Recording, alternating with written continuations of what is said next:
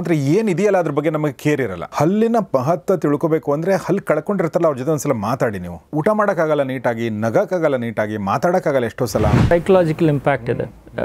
That loss of tooth can lose their confidence. Psychologically they cannot smile. ಅದೆಲ್ಲ ಡಿಪ್ರೆಷನ್ಗೆ ಕಾರಣ ಆಗೋ chance ಇದೆ. So ಏನಿದೆ ಇಂಪ್ಲಾಂಟ್ ಅನ್ನೋದ್ರ ಬಗ್ಗೆ ಒಂದು ಸ್ವಲ್ಪ ಡೀಟೇಲ್ಡ್ ಆಗಿ ನಮಗೆ ಎಕ್ಸ್ಪ್ಲೇನ್ ಮಾಡ್ಬೋದಾ ಡಾಕ್ಟರ್? ರಿಮೂವಬಲ್ ಡೆಂಚರ್ ಒಂದು ಆಪ್ಷನ್ ಆಗಿದ್ರೆ, ಇನ್ನೊಂದು ಬಂದು ಡೆಂಟಲ್ ಬ್ರಿಡ್ಜ್ ಅಂತ ಮಾಡ್ತೀವಿ.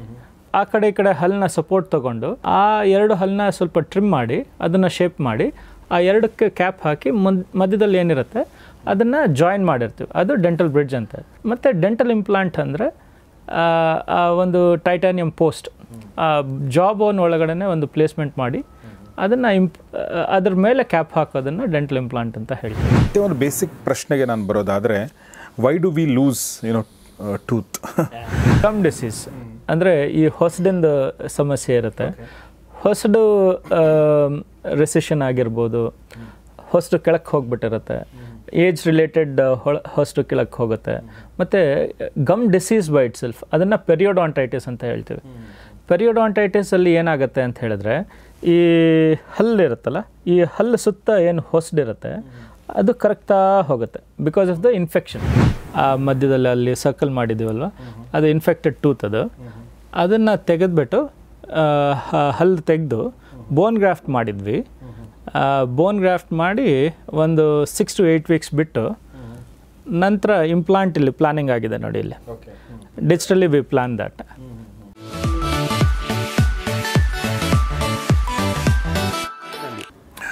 ಸ್ನೇಹಿತರೆ ನಮಸ್ಕಾರ. ಗೌರಿ ಶಕ್ಕಿ ಸ್ಟುಡಿಯೋದ ವಿಶೇಷ ಕಾರ್ಯಕ್ರಮ ಫ್ಯಾಮಿಲಿ ಡಾಕ್ಟರ್, ನಿಮಗೆಲ್ಲ ಆತ್ಮೀಯ ಸ್ವಾಗತ. ನಾನು ಗೌರಿ ಶಕ್ಕಿ. ಫ್ಯಾಮಿಲಿ ಡಾಕ್ಟರ್ ಕಾರ್ಯಕ್ರಮದಲ್ಲಿ ಇವತ್ತು ನಮ್ಮೊಂದಿಗೆ ಮತ್ತೊಂದು ಸಲ ಜಾಯ್ನ್ ಆಗಿದ್ದಾರೆ ಸುಜಯ್ಸ್ ಡೆಂಟಲ್ ಕೇರ್, ಈ ಒಂದು ಸಂಸ್ಥೆಯ CEO ಮತ್ತು ಫೌಂಡರ್ ಆಗಿರುವಂಥ, ಸ್ವಯಂ ಇಂಪ್ಲಾಂಟಾಲಜಿಸ್ಟ್ ಆಗಿರುವಂಥ, 11 ಜನರ ಟೀಮನ್ನು ಲೀಡ್ ಮಾಡ್ತಿರುವಂಥ, ಕಳೆದ 16 ವರ್ಷಗಳಿಂದ ಈ ಒಂದು ಡೆಂಟಲ್ ಪ್ರಾಕ್ಟೀಸ್ ಮಾಡ್ತಿರುವಂಥ ಡಾಕ್ಟರ್ ಸುಜಯ್ ಅವ್ರು ನಮ್ಮೊಂದಿಗಿದ್ದಾರೆ. ಬನ್ನಿ ಅವ್ರನ್ನ ಸ್ವಾಗತಿಸೋಣ. ಡಾಕ್ಟರ್ ಸುಜಯ್ ಅವರೇ, ವೆಲ್ಕಮ್ ಟು ದ ಶೋ. ನಮಸ್ತೆ. ಕಳೆದ 2 ಎಪಿಸೋಡ್ಗಳು ನಾವು ಆಲ್ರೆಡಿ ಮಾಡಿದ್ದೀವಿ ಡಾಕ್ಟರ್ ಸುಜಯ್ ಅವ್ರ ಜೊತೆಗೆ. ಕೆಲವೊಂದು ಬೇಸಿಕ್ ವಿಚಾರಗಳನ್ನ ಅದರಲ್ಲಿ ನಾವು ಮಾತಾಡಿದ್ದೀವಿ. ಫಾರ್ ಎಕ್ಸಾಂಪಲ್, ಹಲ್ಲು ಯಾಕೆ ಹುಳುಕಾಗುತ್ತೆ ಅನ್ನೋದ್ರ ಬಗ್ಗೆ ಒಂದು ಎಪಿಸೋಡ್ ಮಾಡಿದ್ದೀವಿ, ಮತ್ತು ಡೆಂಟಲ್ ಇಂಪ್ಲಾಂಟೇಷನ್ ಬಗ್ಗೆ ನಾವು ಮಾತಾಡಿದ್ದೀವಿ, but on a surface level ಅಲ್ವಾ? ಸೊ ಈಗ ನಾವು ನೆಕ್ಸ್ಟ್ ಎಪಿಸೋಡಲ್ಲಿ, ಈ ಒಂದು 3ನೇ ಎಪಿಸೋಡಲ್ಲಿ ಡೆಂಟಲ್ ಇಂಪ್ಲಾಂಟ್ ಬಗ್ಗೆನೇ ಇನ್ನೊಂದಷ್ಟು ಡೀಟೇಲಾಗಿ ಮಾತಾಡೋಣ ಅಂತ ನಾವು ಅಂದ್ಕೊಂಡ್ವಿ. ಮೊದಲನೇದಾಗಿ ಈ ಡೆಂಟಲ್ ಇಂಪ್ಲಾಂಟ್ ಭಾಳಷ್ಟು ಜನರ ಪ್ರಶ್ನೆ ನನ್ನ ಮನಸ್ಸಲ್ಲಿರುವಂಥದ್ದು, ಇದು ತುಂಬ ಕಾಂಪ್ಲಿಕೇಟೆಡ್ ಪ್ರೊಸೀಜರಾ, ಇದು ತುಂಬ ಪೇನ್ಫುಲ್ ಪ್ರೊಸೀಜರಾ, ತುಂಬ ದಿನ ತಗೊಳ್ಳುತ್ತಾ, ತುಂಬ ದುಡ್ಡು ಇನ್ವಾಲ್ವ್ ಇದೆಯಾ, ಈ ಥರ ಪ್ರಶ್ನೆಗಳಿದೆ. ಸೊ ಅದನ್ನು ನೀವು ಫಸ್ಟ್ ಹೇಳ್ಬೋದು, ಅದಾದಮೇಲೆ ಪ್ರೊಸೀಜರ್ ತೋರಿಸ್ಬೋದು. ಅದೇ, ಇವಾಗ ತುಂಬ ಪೇನ್ಫುಲ್ ಅಂತ ಇಟ್ ಈಸ್ ಜಸ್ಟ್ ಏನಂತ ಹೇಳ್ತಾರೆ, ಎವ್ರಿ ಇಂಡಿವಿಜುವಲ್ ಲೆವೆಲ್ಗೆ ಅಂದರೆ ಸಬ್ಜೆಕ್ಟಿವ್ ಅದು. Pain levels R depending on there threshold. So usually ಕೆಲವರಿಗೆ ಏನು ಪೇನ್ ಅನಿಸುತ್ತೆ, ಬೇರೆಯವರಿಗೆ ಅದು ಪೇನ್ ಅನ್ಸೋದು ಆ ಥರ ಎಲ್ಲ ಏನು ಇರಲ್ಲ. ಜೊತೆಗೆ ನೀವು ಅನಸ್ತೇಷಿಯಾ ಕೂಡ ಕೊಡ್ತೀರಾ? ಲೋಕಲ್ ಅನಸ್ತೇಷಿಯಾದಲ್ಲೇ ಎಲ್ಲ ಪ್ರೊಸೀಜರ್ಸ್ ಮಾಡೋದು. So usually during the procedure guarantee ಏನು ಪೇನ್ ಇರೋಲ್ಲ. Only after the procedure guarantee ಒಂದು 2 or 3 days ಸ್ವಲ್ಪ ಡಿಸ್ಕಂಫರ್ಟ್ ಇರುತ್ತೆ. ಅದನ್ನು ಪೇನ್ ಕಿಲ್ಲರ್ಸ್ ಆ್ಯಂಡ್ ಮೆಡಿಕೇಷನ್ಸ್ ನಾವು ಕೊಟ್ಟಿರ್ತೀವಲ್ವ, ಅದರಿಂದ ಕವರ್ ಆಗುತ್ತೆ. ಓಕೆ, ನಾನು ಯಾರು ಇದೆ ಅಂದರೆ ಎರಡನೇ, ನೀವು ಮುಂಚೆ ಯಾರು ಎಪಿಸೋಡ್ಗಳು ನೋಡಿಲ್ಲ ಅವ್ರಿಗೋಸ್ಕರ ಇದನ್ನು ಹೇಳ್ತಾ ಇರೋದು. ನಾನು ಸರಿ ಹೇಳದಿದ್ದರೆ ನೀವು ನಾನು ಕರೆಕ್ಟ್ ಮಾಡಿ. ಡೆಂಟಲ್ ಇಂಪ್ಲಾಂಟ್ ಅನ್ನೋದು ಹೊಸ ಒಂದು ಟೆಕ್ನಾಲಜಿ, ಹೊಸದಂತೆ ಇನ್ ದ ಸೆನ್ಸ್ ಇತ್ತೀಚಿನ ವರ್ಷಗಳಲ್ಲಿ ಬಂದಿರುವಂಥದ್ದು. ಒಂದು ನಿಯರ್ಲಿ ಅಬೌಟ್ ಒಂದು 20 years ಇಂದ ಇಂಡಿಯಾದಲ್ಲಿ ಪ್ರಾಕ್ಟೀಸ್ ಆಗ್ತದೆ. ಇಂಡಿಯಾದಲ್ಲಿ 20 years ಪ್ರಾಕ್ಟೀಸ್ ಅಂದರೆ ಅದು ಹಳೆದೇ, ಹೊಸದೇನಲ್ಲ. ಬಟ್ ಜಾಸ್ತಿ ಇತ್ತೀಚೆಗೆ ಪ್ರಾಕ್ಟೀಸ್ ಅಂದರೆ ಅದನ್ನು ಜಾಸ್ತಿ ಜನ ಅಳವಡಿಸ್ಕೊಳ್ತಾ ಇದ್ದಾರೆ. ಏನಂದರೆ ಯೂಶ್ವಲಿ ನೋಡಿ ಏನಾಗುತ್ತೆ, ವಯಸ್ಸಾದ್ಮೇಲೆ ಹಲ್ಲು ಬೀಳುತ್ತೆ, ಮುಂದಿನ ಹಲ್ಲು ಬೀಳುತ್ತೆ, ಹಿಂದಿನ ಹಲ್ಲು ಹುಳುಕಾಗಿರುತ್ತೆ, ಮಧ್ಯದಲ್ಲಿ 1-2 ಹಲ್ಲುಗಳು ಉಳ್ಕೊಂಡಿರ್ತವೆ, ಕೆಳಗಡೆ ಒಂದು ಮೇಲೊಂದು ಉಳ್ಕೊಂಡಿರುತ್ತೆ. ತುಂಬ ಜನ ಏನು ಮಾಡ್ತಾರೆ ಅಂದರೆ ಅದನ್ನು ಎಲ್ಲ ರಿಮೂವ್ ಮಾಡಿಕೊಂಡು ಡೆಂಚರ್ಸ್ ಹಾಕೋತಾರೆ. ಅಂದರೆ ಹಿಂಗೆ ಹಾಕ್ಕೊಂಡು ಅದನ್ನು ಊಟ ಮಾಡೋದು, ಆಮೇಲೆ ತೆಗೆದಿಡೋದು. ಓಕೆ, ಸೊ ಪ್ರತಿದಿನ ಕ್ಲೀನ್ ಮಾಡೋದು, ಇದು ಒಂದು ಪ್ರೊಸೆಸ್ ನಮ್ಮಲ್ಲಿ ಆಲ್ರೆಡಿ ಸೆಟ್ ಆಗಿದೆ. ತುಂಬ ಜನ ಇದನ್ನು ಯೂಸ್ ಮಾಡ್ತಾರೆ ಅಲ್ವಾ? ಅದ್ರ ಬದಲಾಗಿ ಡಾಕ್ಟರ್ ಸುಜಯ್ ಅವ್ರು ಹೇಳೋದೇನಂತಂದರೆ, ಅದನ್ನು ಮಾಡೋ ಬದಲಾಗಿ ನೀವು ಪರ್ಮನೆಂಟ್ ಆಗಿರುವಂಥ ಡೆಂಚರ್ಸ್ ಅಥವಾ ಫಿಕ್ಸ್ಡ್ ಇಂಪ್ಲಾಂಟ್ ಮಾಡ್ಕೊಂಡ್ಬಿಟ್ರೆ ನೀವು ತೆಗಿಯೋದಾಗಲಿ ಅಥವಾ ನೀವು ಅದನ್ನು ಕ್ಲೀನ್ ಮಾಡೋದಾಗಲಿ ಆ ಥರದ್ದು ಯಾವುದೇ ಅದಕ್ಕೆ ಅದ್ರ ಉಳಿದಿರೋ ಕಾಂಪ್ಲಿಕೇಶನ್ಸ್ ಏನೂ ಇರಲ್ಲ. ನಿಮ್ಮ ಹಲ್ಲುಗಳು ಮುಂಚೆ ಹಲ್ಲುಗಳು ಹೇಗಿದ್ದಾಗ ಈ ನಾರ್ಮಲ್ ಹಲ್ಲು ಇದ್ದವ್ರಿಗೆ ಹೇಗಿರ್ತೀವೋ ಅದೇ ಕಂಫರ್ಟ್ ಲೆವೆಲ್ ಅದರಲ್ಲಿ ಬರುತ್ತೆ. ಓಕೆ, ನೀವು ಏನಾದರೂ ಹೇಳ್ಬೋದಾ? ನಾನು ಎಷ್ಟು ಕರೆಕ್ಟಾಗಿ ಹೇಳಿದ್ರೆ ಗೊತ್ತಿಲ್ಲ. ಸೊ ಇವಾಗ ಅದೇ ಆ ಡೆಂಚರ್ಸ್ ಆದರೆ ಎವ್ರಿ ಡೇ ನಾವು ಅದನ್ನು ರಿಮೂವಬಲ್ ಆಪ್ಷನ್ ಅದು ಹಾಕ್ಕೊಳ್ಬೇಕು ಮತ್ತು ತೆಗಿಬೇಕು. ಮತ್ತು ಎವ್ರಿ ಊಟ ಆಗಿದ ಕೂಡಲೇ ಅದ್ರ ಕೆಳಗಡೆ ಎಲ್ಲ ಊಟ ಎಲ್ಲ ಹೋಗಿ ಸಿಕ್ಕಾಕ್ಕೊಂಡಿರುತ್ತೆ, ಅದು ಡಿಸ್ಕಂಫರ್ಟ್ ಆಗುತ್ತೆ. ಎವ್ರಿ ಊಟ ಆಗಿದ್ಮೇಲೆ ಒಂದು ಸತಿ ವಾಶ್ ಮಾಡಿಕೊಂಡು ಪುನಃ ಹಾಕ್ಕೊಳ್ಬೇಕು, ಮತ್ತು ರಾತ್ರಿ ಹೊತ್ತು ತೆಗೆದಿಡಬೇಕು ಒಂದು ಇದರಲ್ಲಿ. ಸೊ ಅದೆಲ್ಲ ಒಂದು ಡಿಸ್ಕಂಫರ್ಟ್. ಎಲ್ಲಾದರೂ ಹೊರಗಡೆ ಹೋಗುವಾಗ ಊಟಕ್ಕೆಲ್ಲಾದರೂ ಹೋಗಿರ್ತಾರೆ, ತುಂಬ ಒಂದು ರೀತಿ ಎಂಬರಾಸ್ಮೆಂಟ್ಸು ಆಗುತ್ತೆ. ಸೊ ಕೆಳಗಡೆ ಎಲ್ಲ ಕರೆಕ್ಟಾಗಿ ಊಟ ಮಾಡೋಕ್ಕಾಗಲ್ಲ, ಅದನ್ನು ವಾಶ್ ಮಾಡಬೇಕು, ಎವ್ರಿ ಟೈಮ್ ವಾಶ್ರೂಮ್ಗೆ ಹೋಗಬೇಕು, ಅದೆಲ್ಲ ಇದ್ದೇ ಇರುತ್ತೆ. ಸೊ ಅದ್ರ ಬದಲು ಇವಾಗಿಂದ ಡೆಂಟಲ್ ಇಂಪ್ಲಾಂಟ್ಸ್ನ ಯುಟಿಲೈಸ್ ಮಾಡಿಕೊಂಡು ಅದನ್ನು ಫಿಕ್ಸ್ ಮಾಡ್ಕೊಳ್ಳೋ ಆಪ್ಷನ್ಸ್ ಇರುತ್ತೆ. ಫಿಕ್ಸ್ ಮಾಡಿಕೊಂಡ್ರೆ just like your natural tooth ಹೇಗೆ ಇರುತ್ತೆ, ಜಸ್ಟ್ ಬ್ರಷ್ ಮಾಡಿ ಕ್ಲೀನ್ ಮಾಡಿಕೊಂಡು ಮೇಂಟೈನ್ ಮಾಡೋದ್ರಿಂದ ಏನು, ಆ್ಯಂಡ್ ಜೊತೆಗೆ ಚೀವಿಂಗ್ ಎಫಿಷಿಯನ್ಸಿ ಕೂಡ ಇಂಪ್ರೂವ್ ಆಗುತ್ತೆ. ಓಕೆ, ಸೊ ಅದ್ರ ಬಗ್ಗೆ ಇನ್ನಷ್ಟು ಮಾತಾಡಿದ್ದೀನಿ. ಬಟ್ ಏನಂದರೆ ನಮ್ಮ ಮೊದಲನೇ ಎಪಿಸೋಡಲ್ಲೇ ನಾವು ಹಲ್ಲು ಯಾಕೆ ಹುಳುಕಾಗುತ್ತೆ ಅನ್ನೋದ್ರ ಬಗ್ಗೆ ಮಾತಾಡಿದ್ದೀವಿ. ನಮಗೆ ಆ್ಯಕ್ಚುಲಿ ನಾವು ಆ ಹಲ್ಲು ಹುಳುಕಾಗುತ್ತೆ ಅನ್ನೋದ್ರ ಬಗ್ಗೆ, ಯಾಕೆ ಹುಳುಕಾಗುತ್ತೆ ಅನ್ನೋದ್ರ ಬಗ್ಗೆ ಜಾಸ್ತಿ ಜನ ಅದನ್ನು ಸೀರಿಯಸ್ ಆಗಿ ತೊಗೊಳ್ಳಲ್ಲ. ಬಿಕಾಸ್ ನಮ್ಮ ಹತ್ರ ಏನಿದೆಯಲ್ಲ ಅದ್ರ ಬಗ್ಗೆ ನಮಗೆ ಕೇರ್ ಇರಲ್ಲ ಅಲ್ವಾ? ಹಲ್ಲಿನ ಮಹತ್ವ ತಿಳ್ಕೊಬೇಕು ಅಂದರೆ ಹಲ್ಲು ಕಳ್ಕೊಂಡಿರ್ತಾರಲ್ಲ ಅವ್ರ ಜೊತೆ ಒಂದ್ಸಲ ಮಾತಾಡಿ ನೀವು, ಅಲ್ವಾ, ಅವಾಗ ಗೊತ್ತಾಗುತ್ತೆ. ಅದು ಅಂದರೆ ಎಷ್ಟು ಅವ್ರು ಹಿಂಸೆ ಅನುಭವಿಸ್ತಾ ಇರ್ತಾರೆ ಅಂದರೆ, ಯಾಕೆಂದರೆ ಊಟ ಮಾಡೋಕ್ಕಾಗಲ್ಲ ನೀಟಾಗಿ, ನಗೋಕ್ಕಾಗಲ್ಲ ನೀಟಾಗಿ, ಮಾತಾಡೋಕ್ಕಾಗಲ್ಲ ಎಷ್ಟೋ ಸಲ, ಆ ಥರ ಭಾಳ ಸಮಸ್ಯೆ ಇರುತ್ತೆ. ಹಾಗಾಗಿ ಬೇಸಿಕ್ ಫಂಡಮೆಂಟಲ್ ಆಗಿರುವಂಥ ಒಂದಷ್ಟು ಏನು ಕ್ಲೀನಿಂಗ್ ಮೆಥಡ್ಸ್ ಇದೆ, ಅದನ್ನು ದಯವಿಟ್ಟು ಫಾಲೋ ಮಾಡಿ, ಅದು ಭಾಳ ಇಂಪಾರ್ಟೆಂಟು. ಸೊ ಬಟ್ ಈಗ ನೆಕ್ಸ್ಟ್ ಸ್ಟೇಜಿಗೆ ಬಂದರೆ, ಅಕಸ್ಮಾತ್ ಯಾವುದೋ ಕಾರಣದ ಹೋಗಿದೆ ಅಂದರೆ ಇಂಪ್ಲಾಂಟ್ ಮಾಡೋವಂಥದ್ದು ಭಾಳ ಒಳ್ಳೆಯದು ಅನ್ನೋವಂಥದ್ದು. ಸೊ ಏನಿದು ಇಂಪ್ಲಾಂಟ್ ಅನ್ನೋದ್ರ ಬಗ್ಗೆ ಒಂದು ಸ್ವಲ್ಪ ಡೀಟೇಲ್ಡಾಗಿ ನಮಗೆ ಎಕ್ಸ್ಪ್ಲೇನ್ ಮಾಡ್ಬೋದಾ ಡಾಕ್ಟರ್ ಸುಜಯ್? ಹೌದು. ಸೊ ಇಂಪ್ಲಾಂಟ್ ಅಂದರೆ ಯಾರಾದರೂ ಟೂತ್ ಲಾಸ್ ಮಾಡ್ಕೊಂಡಿದ್ರೆ ಡಿಫ್ರೆಂಟ್ ರೀಸನ್ಸಿಂದ, ಪ್ರಾಬಬ್ಲಿ ಡಿಕೆಯಿಂದ ಇರ್ಬೋದು, ಓರಲ್ ಹೈಜಿನ್ ಅಂದರೆ ಅಷ್ಟು ನೀಟಾಗಿಲ್ಲದೆ ಇರೋ ಓರಲ್ ಹೈಜಿನ್ ಇರ್ಬೋದು, ಆಮೇಲೆ ಟ್ರಾಮಾಯಿಂದ ಏನಾದರೂ ಲಾಸ್ ಆಗಿರ್ಬೋದು, ತುಂಬ ರೀಸನ್ಸಿಂದ they would have lost their tooth. ಅವರಿಗೆ ಬೆಸ್ಟ್ ಆಪ್ಷನ್ ಅಂತ ಹೇಳಿದ್ರೆ ದೆರ್ ಆರ್ ತ್ರೀ ಆಪ್ಷನ್ಸ್. ಒಂದು ರಿಮೂವಬಲ್ ಡೆಂಚರ್, ಇವಾಗ ನಾವು ಹೇಗೆ ಏನು ಮಾತಾಡಿದ್ವಿ, ಆ ರಿಮೂವಬಲ್ ಡೆಂಚರ್ ಒಂದು ಆಪ್ಷನ್ ಆಗಿದ್ದರೆ, ಇನ್ನೊಂದು ಬಂದು ಡೆಂಟಲ್ ಬ್ರಿಡ್ಜ್ ಅಂತ ಮಾಡ್ತೀವಿ. ಅದು ಆ ಕಡೆ ಈ ಕಡೆ ಹಲ್ಲನ್ನ ಸಪೋರ್ಟ್ ತೊಗೊಂಡು ಆ ಎರಡು ಹಲ್ಲನ್ನ ಸ್ವಲ್ಪ ಟ್ರಿಮ್ ಮಾಡಿ ಅದನ್ನು ಶೇಪ್ ಮಾಡಿ ಆ ಎರಡಕ್ಕೆ ಕ್ಯಾಪ್ ಹಾಕಿ ಮಧ್ಯದಲ್ಲಿ ಏನಿರುತ್ತೆ ಅದನ್ನು ಜಾಯಿನ್ ಮಾಡಿರ್ತೀವಿ, ಅದು ಡೆಂಟಲ್ ಬ್ರಿಡ್ಜ್ ಅಂತ. ಸೊ ಅದು ಒಂದು ಆಪ್ಷನ್ನು. ಮತ್ತು ಡೆಂಟಲ್ ಇಂಪ್ಲಾಂಟ್ ಅಂದರೆ ಒಂದು ಟೈಟಾನಿಯಂ ಪೋಸ್ಟ್ ಜಾ ಬೋನ್ ಒಳಗಡೆ ಒಂದು ಪ್ಲೇಸ್ಮೆಂಟ್ ಮಾಡಿ ಅದನ್ನು ಅದ್ರ ಮೇಲೆ ಕ್ಯಾಪ್ ಹಾಕೋದನ್ನು ಡೆಂಟಲ್ ಇಂಪ್ಲಾಂಟ್ ಅಂತ ಹೇಳ್ತೀವಿ.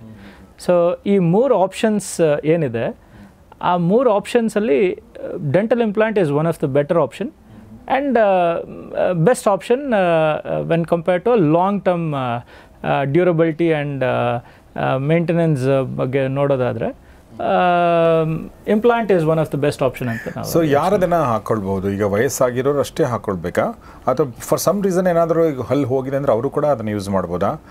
ಆಮೇಲೆ BP, ಡಯಾಬಿಟಿಸ್ ಈ ಥರ ಇರುತ್ತೆ, ಇದೆಲ್ಲ ಕಾಂಪ್ಲಿಕೇಶನ್ಸ್. ಹೌದು. ಸೊ ಏಜ್ ರಿಲೇಟೆಡ್ ಅಂತ ಹೇಳಿದ್ರೆ 18 ವರ್ಷ ಆಗಿರಬೇಕು. ಎನಿಬಡಿ ಇವಾಗ 18 ವರ್ಷಕ್ಕೆ ಮುಂಚೆ ಯಾರಾದರೂ ಹಲ್ಲು ಲಾಸ್ ಮಾಡ್ಕೊಳ್ತಾರೆ ಅಂತ ಹೇಳಿದ್ರೆ ಬೇಸಿಕ್ಲಿ ಟ್ರಾಮಾಯಿಂದ ಮಾತ್ರ ಲಾಸ್ ಆಗುತ್ತೆ. ಅದು ಏನಕ್ಕೆ ನಾವು ಇಂಪ್ಲಾಂಟ್ ಆ ಏಜಲ್ಲಿ ನಾವು ಸಜೆಸ್ಟ್ ಮಾಡಲ್ಲ ಅಂತ ಹೇಳಿದ್ರೆ, ಜಾ ವಿಲ್ ಕೀಪ್ ಗ್ರೋಯಿಂಗ್. ಅಂದರೆ ಅವ್ರದ್ದು ಫುಲ್ ಜಾ ಗ್ರೋತ್ ಆಗಿರೋಲ್ಲ. ಸೊ ನಾವು ಒಂದು ಜಾಗದಲ್ಲಿ ಇಲ್ಲಿ ಪ್ಲೇಸ್ಮೆಂಟ್ ಮಾಡಿದ್ರೆ ಜಾ ಗ್ರೋ ಆದಾಗ ಆ placement might shift here. So ಅದರಿಂದ ನಮಗೆ ಫ್ಯೂಚರಲ್ಲಿ ಕ್ಯಾಪ್ ಏನು ಹಾಕ್ತೀವಿ ಅದ್ರ ಮೇಲೆ ಆ ಹಲ್ಲು ಪೊಸಿಷನ್ ಚೇಂಜ್ ಆಗಿಬಿಡುತ್ತೆ. ಸೊ ಅದರಿಂದ 18 ವರ್ಷದವರೆಗೂ ನಾವು ಯೂಶಲಿ ಡೆಂಟಲ್ ಇಂಪ್ಲಾಂಟ್ ಸಜೆಸ್ಟ್ ಮಾಡಲ್ಲ. ಅದನ್ನು ಬಿಟ್ಟರೆ any age group above 18 years, any age group till 80-90 years, ಎಲ್ಲರಿಗೂ ಇಂಪ್ಲಾಂಟ್ ಈಸ್ ಸೂಟಬಲ್ ಆಪ್ಷನ್. ಹಾಗೆ ಸೊ ನೀವು ಹೇಗೆ ಡಿಸೈಡ್ ಮಾಡ್ತೀರಾ ಓಕೆ ಇವ್ರಿಗೆ ಹಾಕ್ಬೋದು ಅಂತ ಹೇಳಿ?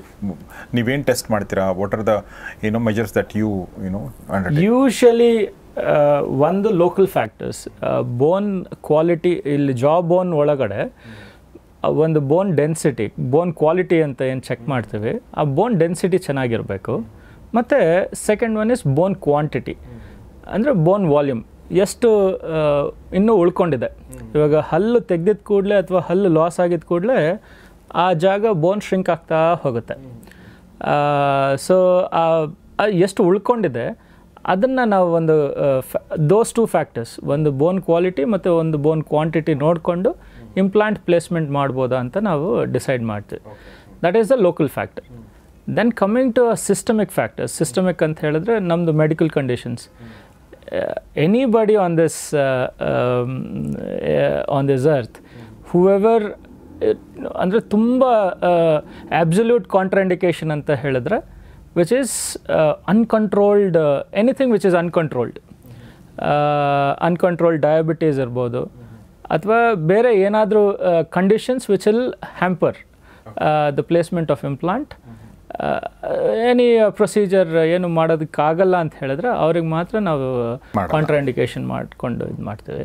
Otherwise normal diabetes which is under control, ಆಮೇಲೆ hypertension, heart conditions, respiratory conditions ಏನೇ ಇದ್ರೂ ಕೂಡ ಇಂಪ್ಲಾಂಟ್ ಪ್ಲೇಸ್ಮೆಂಟ್ ಮಾಡೋದಕ್ಕೆ ಏನು ತೊಂದರೆ ಆಗಲ್ಲ ನಮಗೆ. Very nice sir. ಹಾಗೆ ಸೊ ಈಗ ನಾವು ಒಂದಷ್ಟು ಪ್ರೀ ಕಂಡೀಷನ್ಸನ್ನೆಲ್ಲ ನೋಡಿದ್ದೀವಿ, ಬಟ್ ಈಗ ನಾನು ನೇರವಾಗಿ ಇಂಪ್ಲಾಂಟನ್ನು ಹೇಗೆ ಮಾಡ್ತೀರ ಅನ್ನೋದನ್ನು ನೋಡಬೇಕು ಅಥವಾ ತೋರಿಸ್ಬೇಕು ನಿಮಗೆ ಅನ್ನೋ ದೃಷ್ಟಿಯಿಂದ. So can you? So usually ನಮ್ಮ ಯಾರಿಗಾದರೂ ಇಂಪ್ಲಾಂಟ್ ಮಾಡಬೇಕು ಅಂತ ಹೇಳಿದ್ರೆ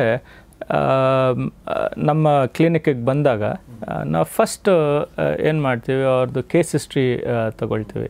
ಕೇಸ್ ಹಿಸ್ಟ್ರಿನಲ್ಲಿ ನಮ್ಮ ಮೆಡಿಕಲ್ ಕಂಡೀಷನ್ಸ್ ಎಲ್ಲ ಎವ್ಯಾಲ್ಯೂಯೇಟ್ ಮಾಡ್ತೀವಿ. ಮೆಡಿಕಲ್ ಕಂಡೀಷನ್ಸ್ ಆದಮೇಲೆ once if we think that patient is fit to undergo dental implant ಅಂತ ಹೇಳಿದ್ರೆ, then we will subject the patients to dental x-rays. ಒಂದು ಎಕ್ಸ್ರೇ ಮಾಡ್ತೀವಿ, OPG ಅಂತ ಒಂದು ಫುಲ್ ಮೌತ್ ಎಕ್ಸ್ರೇ ಮಾಡ್ತೀವಿ. ನಂತರ ಆ ಪರ್ಟಿಕ್ಯುಲರ್ ಜಾಗದಲ್ಲಿ ಬೋನ್ ವಾಲ್ಯೂಮ್ ಮತ್ತು ಬೋನ್ ಡೆನ್ಸಿಟಿ ನಾವು ಕಂಡುಕೊಳ್ಳೋದಕ್ಕೆ ಕೋನ್ ಬೀಮ್ CT ಸ್ಕ್ಯಾನ್ ಅಂತ ಒಂದು ಮಾಡ್ತೀವಿ. ಅದು ಡೆಂಟಲ್ CT ಸ್ಕ್ಯಾನ್. ಅದನ್ನು ಮಾಡಿದ್ರೆ ನಮಗೆ ಅಲ್ಲಿ ಬೋನ್ ಡೆನ್ಸಿಟಿ ಆ ಜಾಗದಲ್ಲಿ, ಇಲ್ಲಿ ಯಾವುದೋ ಒಂದು ಹಲ್ಲು ಮಿಸ್ಸಿಂಗ್ ಆಗಿರುತ್ತೆ ಅಂದರೆ ಆ ಜಾಗದಲ್ಲಿ ಬೋನ್ ಡೆನ್ಸಿಟಿ ಎಷ್ಟಿದೆ, ಬೋನ್ ಅವೈಲಬಿಲಿಟಿ ಎಷ್ಟಿದೆ, ಎಲ್ಲದನ್ನು ಗೊತ್ತಾಗುತ್ತೆ CT ಸ್ಕ್ಯಾನಲ್ಲಿ. 3D CT ಅದು ಎಲ್ಲ ಗೊತ್ತಾಗುತ್ತೆ. ಅದರ ನಂತರ ನಾವು ವಿ ವಿಲ್ ಡಿಸ್ಕಸ್ ಆ ಬೋನ್ ಅವೈಲಬಿಲಿಟಿ ಪ್ರಕಾರ ಅಥವಾ ಬೋನ್ ಡೆನ್ಸಿಟಿ ಪ್ರಕಾರ ಯಾವ implant is suitable for the patient, ಅದನ್ನು ನಾವು ಪೇಷಂಟ್ಸ್ ಜೊತೆಗೆ ಡಿಸ್ಕಸ್ ಮಾಡ್ತೇವೆ.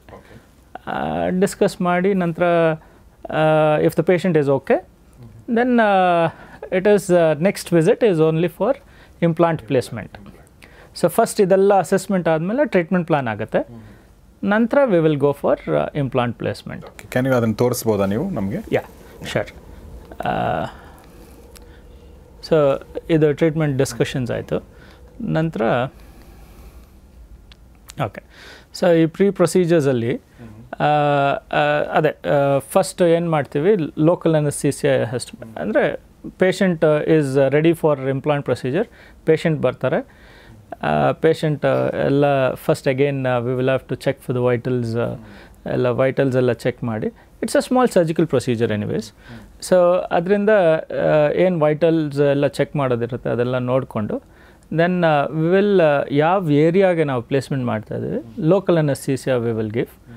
ಲೋಕಲ್ ಅನಸ್ಥೀಸಿಯಾ ಕೊಟ್ಟು ನಂತರ once the patient is completely numb, then we will place the implant. Implant placement is just very simple. ಏನು ಗಮ್ಸ್ ಇರುತ್ತೆ, ಗಮ್ಸ್ನ ನಾವು just a small opening, gums opening ಮಾಡಿ ವಿಲ್ ಪ್ಲೇಸ್ ದ ಇಂಪ್ಲಾಂಟ್. ನಂತರ gums opening ಅಂದ್ರೆ ಈ ಕಡೆ ನೀವು ಹೇಳ್ತಿರೋದು? ಇಲ್ಲಿ ಹೊಸದ ಮೇಲೆ. ಹೊಸದ ಮೇಲೆ ಅಂದ್ರೆ ಸೈಡಿಗೆ ಇರುತ್ತೆ, ಹೊಸದು ಇಲ್ಲ. ಈಗ ಹಲ್ಲು ಹೀಗಿದೆ ಅಂತಂದ್ರೆ ಸೈಡಿಗೆ ಇರುವಂಥದ್ದು ಹೊಸಡು. ಹೌದು ಹೌದು. ಇವಾಗ ಈ ಹಲ್ಲಿಲ್ಲ ಅಂತ ಹೇಳಿದ್ರೆ ಈ ಹೊಸದು ಕಂಪ್ಲೀಟ್ ಕ್ಲೋಸ್ ಆಗಿದೆ. Okay okay okay.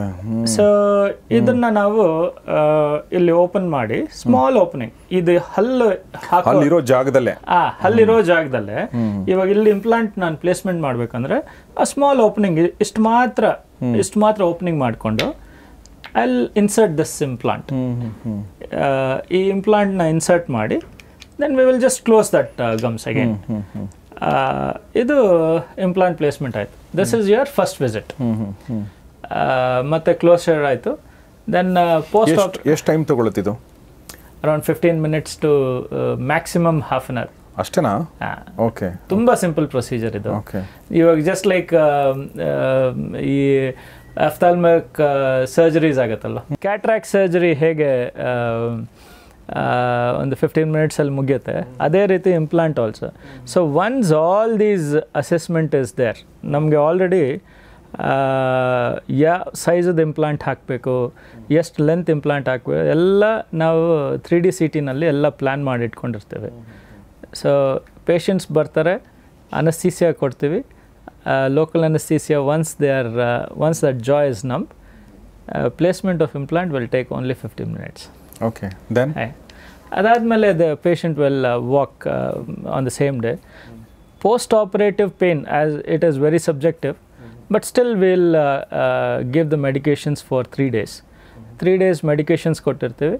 ಆ ಸೈಡಿಂದ ಏನು ತಿನ್ನಬಾರ್ದು. that's what I want to ask. ಆ ಸೈಡಿಂದ ಏನು ತಿನ್ನಬಾರ್ದು for first 3 days, probably until we remove the sutures. Stitches ಇರುತ್ತೆ, ಅದು ಒಂದು 7 days ಆದಮೇಲೆ ತೆಗಿತೀವಿ. 7 daysವರೆಗೂ ಅದನ್ನು ಆ ಕಡೆ ಏನು ತಿಂದಿರೋ ಅದನ್ನು ಕರೆಕ್ಟಾಗಿ ಮೇಂಟೈನ್ ಮಾಡಿದ್ರೆ ಪರ್ಫೆಕ್ಟ್ ಹೀಲಿಂಗ್ ಆಗಿಬಿಡುತ್ತೆ. So that completes our implant procedure. One day side ಮಾಡ್ತೀರಾ ನೀವು ಇದನ್ನು? ಕೆಲವರಿಗೆ ಇದು this I spoke about single implant.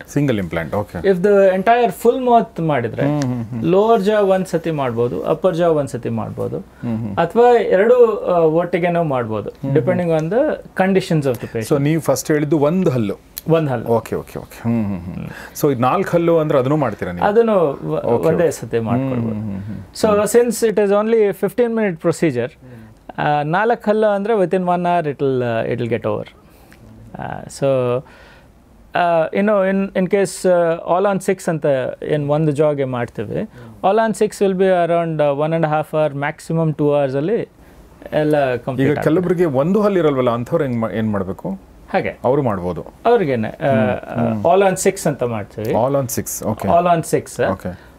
Full ಜಾ, ಒಂದು ಲೋವರ್ ಜಾ 6 implants ಹಾಕಿದ್ರೆ we get around 12 to 14 tooth on top of it. So ಒಂದು ಜಾಗೆ 6 implants is more than sufficient. ಹಾಗೆ. ಸೊ ವಿದಿನ್ 1.5 hour 2 hours ಅಲ್ಲಿ entire implant procedure for that patient is over. And then they can, because it is a very ಅಂದರೆ day care ಪ್ರೊಸೀಜರಲ್ಲಿ ಮುಗಿಯೋದ್ರಿಂದ ಆರಾಮಾಗಿ patients can go back to their routine work from the next day itself. ಆವತ್ತಿನ ದಿವಸ in case ಏನಾದರೂ full mouth ಮಾಡಿದರೆ probably if they can rest and take some precautions, and then they can do their routine work from the next day itself.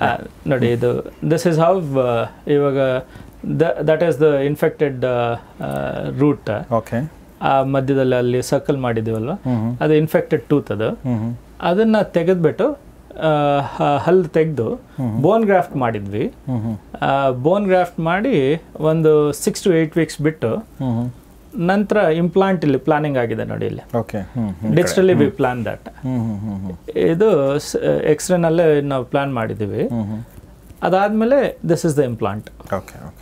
This is the implant. Next again after that implant completely integrates into the bone, now there are different kinds of loading also.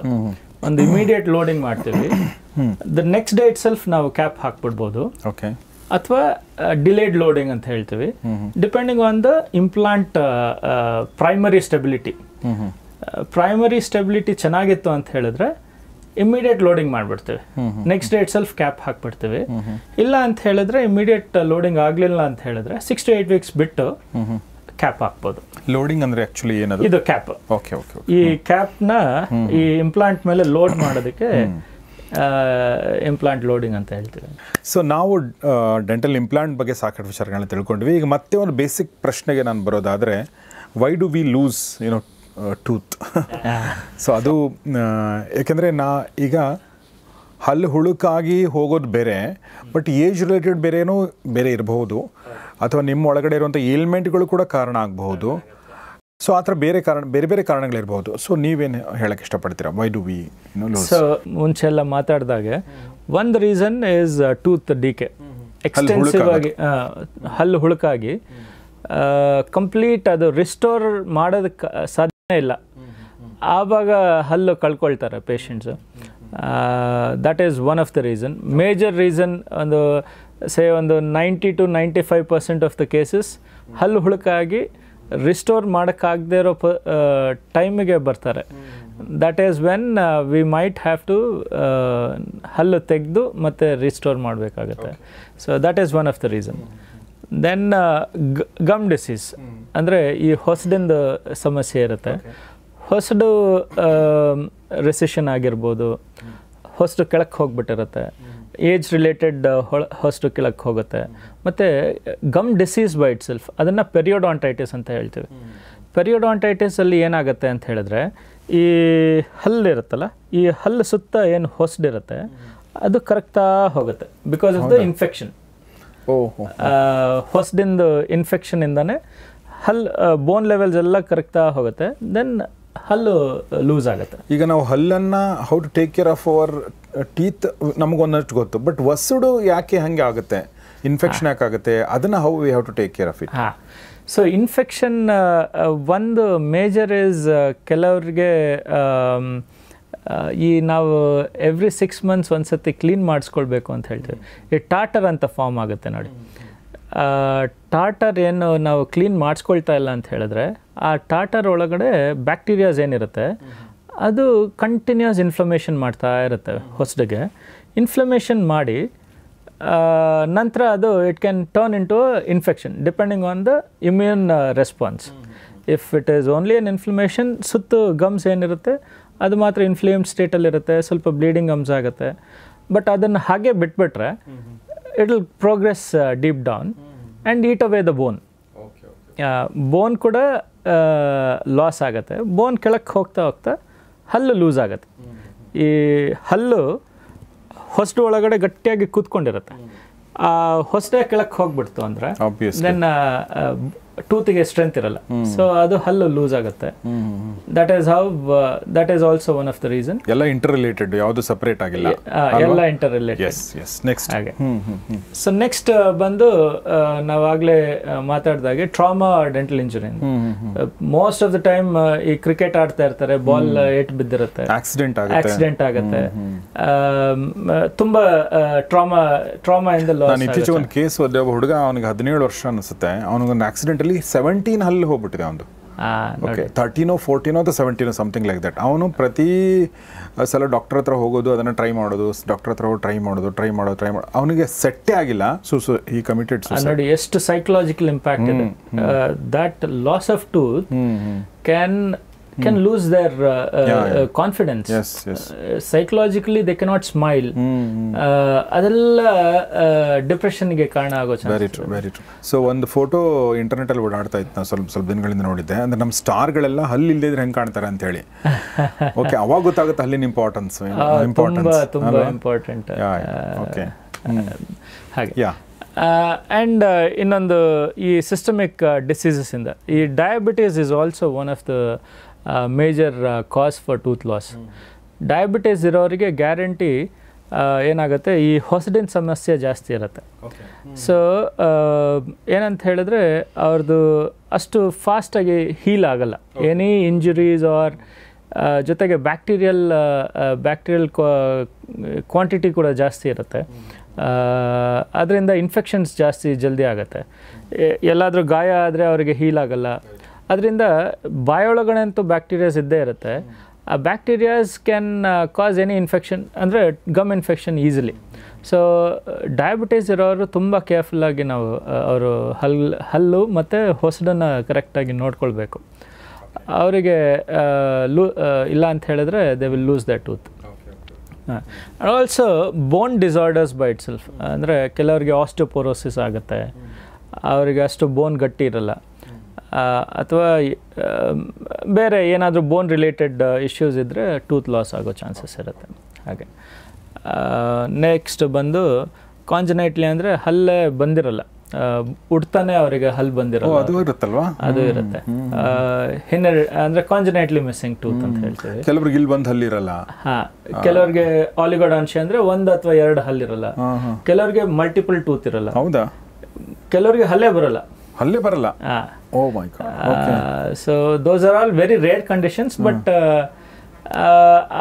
ಆಲಿಗೋಡಾನ್ಷಿಯಾ is not very rare. Oligo ಅಂದರೆ 1 or 2 tooth missing, ಅದು ತುಂಬ frequent ಆಗಿ gene expression. Okay okay. ಇನ್ನು ಕೆಲವರಿಗೆ ಈ 2 ಹಲ್ಲುಗಳ ಮಧ್ಯೆ ಒಂದು gap ಇರುತ್ತೆ, ಈ ಹಲ್ಲು ಮಧ್ಯೆ ನೋಡಿದ್ದೀನಿ ನಾನು. ಓಕೆ. ಸೊ ಅವರಿಗೆ ಪ್ರಾಬಬ್ಲಿ ಅವರು ಕರೆಕ್ಟಾಗಿ ಇನಿಷಿಯಲಿ ನೋಡ್ಕೊಂಡಿರಲ್ಲ. ಹಲ್ಲು ಫಾರ್ಮ್ ಆಗುವಾಗ ಕೆಲವ್ರಿಗೆ ಫಾರ್ಮ್ ಆಗಿರಲ್ಲ, ಕೆಲವರು ಈ ಮಿಲ್ಕ್ ಟೂತ್ನ ಕರೆಕ್ಟಾಗಿ ನೋಡ್ಕೊಂಡಿರಲ್ಲ. ಅದೇನು ಮಾಡುತ್ತೆ, ಈ ಮಿಲ್ಕ್ ಟೂತ್ ಏನಾದರೂ ಆ್ಯಪ್ಸಸ್ ಆಯಿತು ಅಥವಾ ಪಸ್ ಏನಾದರೂ ಆಯಿತು ಅಂತ ಹೇಳಿದ್ರೆ ಅದು ಹೋಗಿ ಚೆನ್ನಾಗಿ ಹೊಸ ಹಲ್ಲು ಫಾರ್ಮ್ ಆಗ್ತಾ ಇರುತ್ತಲ್ಲ, ಹೊಸದು ಒಳಗಡೆ ಹೊಸ ಹಲ್ಲು ಫಾರ್ಮ್ ಆಗ್ತಾ ಇರುತ್ತೆ, ಅದಕ್ಕೆ ಡ್ಯಾಮೇಜ್ ಮಾಡಿಬಿಡುತ್ತೆ. ಸೊ ಆವಾಗ ಆ ಹಲ್ಲು ಫಾರ್ಮೇ ಆಗಲ್ಲ. ಕೆಲವರು ತುಂಬ ಅದನ್ನ ನೆಗ್ಲೆಕ್ಟ್ ಮಾಡ್ತಾನೆ, ಅಬ್ಸರ್ವ್ ಮಾಡಿದ್ದೀನಿ. ಮಕ್ಕಳಿದ್ದಾಗ ಹಲ್ಲನ್ನ ಅದು ಹೆಂಗೂ ಬಿದ್ದೋಗುತ್ತಲ್ವಾ, ಆ ಹಲ್ಲಿಂದ ಏನು ತೊಂದರೆ ಇಲ್ಲ, ಬಿದ್ದು ಹೊಸದು ಬರುತ್ತೆ ಬಿಡಿ ಅಂತ ಹೇಳಿ ಆ ಥರ ನೆಗ್ಲೆಕ್ಟ್ ಮಾಡ್ತಾರೆ. ಸೊ ಅದರಿಂದ ಹಲ್ಲು ಹೊಸದಾಗಿ ಫಾರ್ಮ್ ಆಗದೆ ನಿಂತೋಗುತ್ತೆ. ಹಾಗೆ. So that is also one of the reason. And ಇನ್ನೊಂದು reason is poor dental hygiene. ಇದೆಲ್ಲ ಏನು ಫ್ಯಾಕ್ಟರ್ಸ್ ನಾವು ಮಾತಾಡಿದ್ವಿ, ನಮ್ಮ ನೇಚರಲ್ಲಿ ಏನು ಹಲ್ಲು ಬಂದಿರುತ್ತೆ ಅದನ್ನ ನಾವು ಕರೆಕ್ಟಾಗಿ ಕಾಪಾಡ್ಕೊಳ್ಳಿಲ್ಲ ಅಂತ ಹೇಳಿದ್ರೆ, ಅಥವಾ ಅದನ್ನ ಕರೆಕ್ಟಾಗಿ ಮೇಂಟೈನ್ ಮಾಡಿ ನೋಡ್ಕೊಳ್ಳಿಲ್ಲ ಅಂತ ಹೇಳಿದ್ರೆ ಗ್ಯಾರಂಟಿ ಹಲ್ಲು ಹೋಗುತ್ತೆ. So that is one of the these are all couple of reasons for tooth loss. So ಸ್ನೇಹಿತರೆ, ನಾವು ಸುಜಯ್ಸ್ ಡೆಂಟಲ್ ಕೇರ್ ಈ ಒಂದು ಸಂಸ್ಥೆಯ CEO ಮತ್ತು ಫೌಂಡರ್ ಆಗಿರುವಂಥ ಡಾಕ್ಟರ್ ಸುಜಯ್ ಅವ್ರ ಜೊತೆಗೆ ಮಾತಾಡಿದ್ವಿ. ಹಲ್ಲು ಅನ್ನೋದು ನೋಡಿ, ಕೆಲವ್ರಿಗೆ ಹಲ್ಲೇ ಬರಲ್ಲಂತೆ, ಕೆಲವ್ರಿಗೆ 1 or 2 ಹಲ್ಲು ಬರಲ್ಲ, ಕೆಲವರಿಗೆ ಕಂಪ್ಲೀಟ್ ಹಲ್ಲು ಬರಲ್ಲ, ಕೆಲವ್ರಿಗೆ ಜಾಸ್ತಿ ಹಲ್ಲುಗಳು ಬಂದಿರೋದು ನೋಡಿದ್ದೀನಿ ನಾನು, ತುಂಬ ಹಲ್ಲುಗಳು. ಅವರು ಆ ಥರದ್ದು ಎಷ್ಟೋ ಇರ್ತವೆ. ನಿಮ್ಗೆ ಹಲ್ಲು ನಾರ್ಮಲ್ ಆಗಿದೆ ಅಂದರೆ consider your self as lucky, okay, fortunate. ಯಾಕಂದರೆ ನಾರ್ಮಲ್ ಹಲ್ಲುಗಳು ಕೂಡ ಕೆಲವ್ರಿಗೆ ಬರಲ್ಲ. ಬಟ್ ನಾರ್ಮಲಾಗಿ ಬಂದಿರುವಂಥ ಹಲ್ಲುಗಳನ್ನ ನಾವು ಅದನ್ನು ಸರಿಯಾಗಿ ನೋಡ್ಕೊಳ್ಳೋದು ತುಂಬ ಮುಖ್ಯ. ಈ ಎಲ್ಲ ಕಾರಣಗಳು, ಇದಕ್ಕಿಂತ ಮುಂಚೆ ಏನು ಹೇಳಿದ್ವಿ, ಇದೆಲ್ಲ ಕಾರಣಗಳಿಂದ ಹಲ್ಲುಗಳು ಹೋಗ್ಬೋದು. ಹಲ್ಲುಗಳು ಹೋದರೆ ಮಾತ್ರ ಭಾಳ ಅನುಭವಿಸೋಕ್ಕಿಂತ ಮುಂಚೆನೇ ಅದನ್ನು take care of those things. ಆದರೆ ಈಗ ಸುಜಯ್ಸ್ ಡೆಂಟಲ್ ಕೇರ್ ಅಥವಾ ಈ ಥರದ ಒಂದಷ್ಟು ಡೆಂಟಿಸ್ಟ್ರಿ ಏನು ಅಪ್ಗ್ರೇಡ್ ಆಗಿದೆ, ಇಂಪ್ಲಾಂಟ್ ಬಂದಿದೆ. ಸೊ ಇಂಪ್ಲಾಂಟ್ ಮೂಲಕ ನೀವು ಕಳೆದು ಹೋಗಿರೋ ಹಲ್ಲನ್ನು ವಾಪಸ್ ಪಡ್ಕೊಂಡು ನೀವು ನಾರ್ಮಲ್ ಜೀವನ ನಡೆಸ್ಬೋದು. ಅದು ನೋಡೋಕ್ಕೂ ನಾರ್ಮಲ್ ಆಗಿರ್ತೀರ, ಊಟ ತಿಂಡಿ ಮಾಡೋದು ನಾರ್ಮಲ್ ಇರುತ್ತೆ, ಎಲ್ಲವನ್ನೂ ಕೂಡ ನಾರ್ಮಲ್ ಆಗಿ ನೀವು ಮಾಡ್ಬೋದು. ಸೊ ಅದನ್ನು ಈ ಒಂದು ಸರ್ವಿಸ್ ನಿಮ್ಗೆ ಬೇಕು ಅಂದರೆ ದಯವಿಟ್ಟು ಸುಜಯ್ಸ್ ಡೆಂಟಲ್ ಕೇರ್ ಅವ್ರನ್ನ ನೀವು ಸಂಪರ್ಕಿಸಿ. ಅವ್ರದ್ದು ಕತ್ರಿಗುಪ್ಪೆ ವಾಟರ್ ಟ್ಯಾಂಕ್ ಹತ್ರ ಇದೆ ಬೆಂಗಳೂರಲ್ಲಿ. ಸುಮಾರು 11 ಜನರ ಟೀಮು, ಸ್ವತಃ ಅವರೇ ಇಂಪ್ಲಾಂಟಾಲಜಿಸ್ಟು ಮತ್ತು ಬೇರೆ ಬೇರೆ ಪರಿಣಿತರು ಅವ್ರ ಟೀಮಲ್ಲಿದ್ದಾರೆ ಅಲ್ವಾ? ಯಾರ್ಯಾರಿದ್ದಾರೆ ನಿಮ್ಮ ಟೀಮಲ್ಲಿ? ಹಾಂ, ಡೆಂಟಿಸ್ಟ್ರಿನಲ್ಲಿ ಏನೇನು ಎಲ್ಲ ಸ್ಪೆಷಾಲಿಟೀಸ್ ಏನೇನಿದೆ, ಆರ್ಥೋಡಾಂಟಿಸ್ಟ್ ಇದ್ದಾರೆ, ಎಂಡೋಡಾಂಟಿಸ್ಟ್ ಇದ್ದಾರೆ. ಎಂಡೋಡಾಂಟಿಸ್ಟ್ ಅಂದರೆ ರೂಟ್ ಕೆನಾಲ್ ಸ್ಪೆಷಲಿಸ್ಟ್. ದೆನ್ ಪ್ರಾಸ್ತೋಡಾಂಟಿಸ್ಟ್ ಅಂತ. ಪ್ರಾಸ್ತೋಡಾಂಟಿಸ್ಟ್ ಅಂದರೆ ಈ ಹಲ್ಗಳನ್ನ ಈ ಕ್ಯಾಪ್ ಮಾಡೋದು ಮತ್ತು ಡೆಂಚರ್ ಸೆಟ್ಸ್ ಮಾಡ್ತಾರೆ, ಅವರು ಪ್ರಾಸ್ತೋಡಾಂಟಿಸ್ಟ್ ಅಂತ ಹೇಳ್ತೀವಿ. ದೆನ್ ಪೆರಿಯೋಡಾಂಟಿಸ್ಟ್ ಅಂದರೆ ಈ ಹೊಸಡೆನ್ ಸಮಸ್ಯೆ ನಾವು ಹೇಳೋದು, ಪೆರಿಯೋಡಾಂಟಿಸ್ಟ್ ಅಂತ ಇದ್ದಾರೆ. ದೆನ್ ಪೀಡೋಡಾಂಟಿಸ್ಟ್ ಅಂತ ಹೇಳಿ. ಪೀಡೋಡಾಂಟಿಸ್ಟ್ ಅಂದರೆ ಮಕ್ಕಳಿಗೆ ಡೆಂಟಿಸ್ಟ್ ಯಾರು ಇರ್ತಾರೆ ಅವರು ಪೀಡೋಡಾಂಟಿಸ್ಟ್ ಅಂತ ಹೇಳ್ತೀವಿ. ಆಮೇಲೆ ಜನರಲ್ ಡೆಂಟಿಸ್ಟ್ ಇದ್ದಾರೆ. ದೆನ್ ಸ್ಮೈಲ್ ಡಿಜಿಟಲ್ ಡೆಂಟಿಸ್ಟ್ ಇದ್ದಾರೆ.